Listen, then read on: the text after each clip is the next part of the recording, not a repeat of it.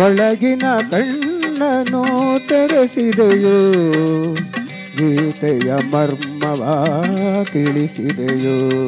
ಸಾಹಿತ್ಯ ನೋಡ್ದಲ್ಲೇ ಹಾಡ್ತಿರಲ್ವ? ಎಷ್ಟು ಹಾಡು ಗೊತ್ತಿದೆ ಸರ್ ತಮಗೆ? 1000ವರೆಗೂ ಹೆಚ್ಚು ಕಮ್ಮಿ ಹಾಡ್ತೀನಿ. ಶಬಾಷ್.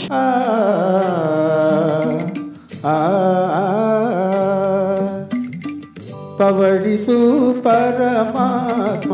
ಕುಮಾರಣ್ಣವರು ಪವಡಿಸು ಪರಮಾತ್ಮ ಆಡ್ತಾ ಇದ್ರು. ನಮ್ದು ಏನೋ ಇರೋ ಕೆಲಸ ಎಲ್ಲ ಮರ್ತ್ಬಿಟ್ಟು ನಾವು ಅಲ್ಲೇ ಕ್ಯಾಮ್ರಾ ಹಿಡ್ಕೊಂಡು ನಿಂತ್ಕೊಂಡ್ಬಿಟ್ವಿ. ನಾವು ಅಂಬರದ ನೆರಳಿನಲ್ಲಿ ಕೊಳ್ಳಿರಿ ಮಗುವನ್ನು ಎಮ್ಮ ಮನೆ ಬೆಳಕನ್ನು ನೋಡಿ ನಲಿಗಿರಿಲ್ಲಿ. ಯಾವ ಜನ್ಮದ ಗೆಳೆಯೋ ಕಾಣೆನು.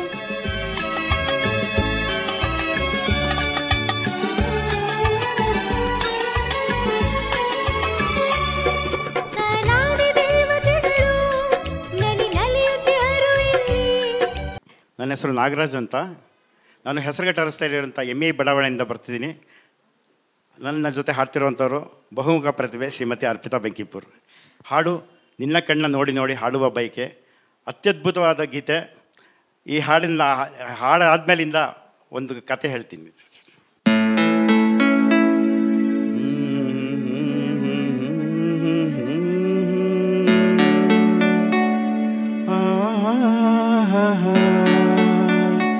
ಓಹೋ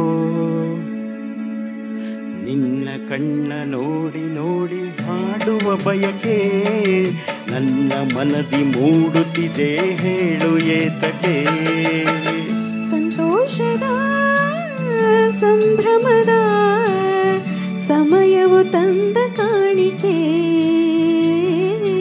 ನಿಮ್ಮ ಹಾಡು ಕೇಳಿ ಕೇಳಿ ಆಡುವ ಬಯಕೆ, ನನ್ನ ಮನವ ಕುಲುಕುತ್ತಿದೆ ಹೇಳಿ ಏತಕ್ಕೆ.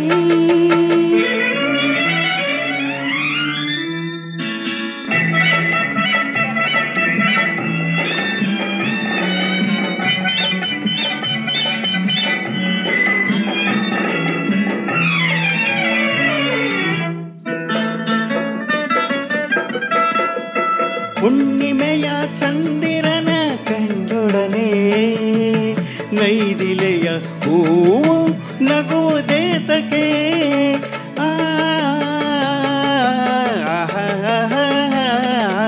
ಕುಣಿಯುತ್ತಲೇ ಮಧುಮಾಸ ಬಂದೊಡನೆ ಕೋಗಿಲೆಯೋ ಹಾಡಿ ನಲಿವುದೇತಕ್ಕೆ. ಇದೇ ಜಗದ ಪ್ರೇಮಿಗಳಿಗೆ ಸಂದೇಶವು, ನಿಮ್ಮ ಹಾಡು ಕೇಳಿ ಕೇಳಿ ಆಡುವ ಬಯಕೆ, ನನ್ನ ಮನವ ಕುಲುಕುತ್ತಿದೆ ಹೇಳಿ ಏತಕ್ಕೆ.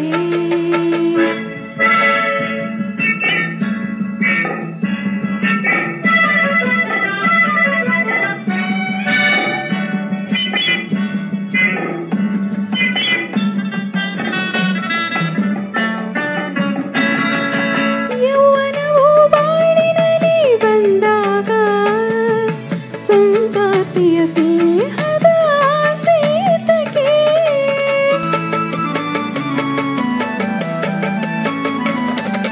ಮನಸ್ಸು ಮನಸ್ಸು ಕಲೆತಾಗ ಅನುರಾಗ, ಹೃದಯವನ್ನು ಕೆಣಕುವುದು ಹೇಳು ಏತಕ್ಕೆ.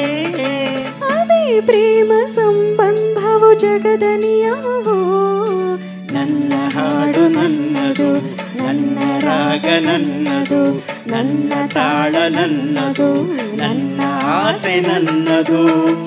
ಎಲ್ಲೆಲ್ಲಿಯೂ ಎಂದೆಂದಿಗೂ ಎಲ್ಲೆಲ್ಲಿಯೂ ಎಂದೆಂದಿಗೂ ನನ್ನಂತೆ ನಾನು ಇರುವೆನು, ನುಡಿವೆನು, ನಡೆವೆನು, ದುಡಿವೆನು ಈ ಬಾಳಲಿ. ಆಹಾ ಲಾಲ ಲಾಲ ಲಾಲ ಲಾಲ ಲಾಲ ಲಾಲ ಲಾಲ ಲಾಲ ಲಾಲ ಲಾಲ ಲಾಲ.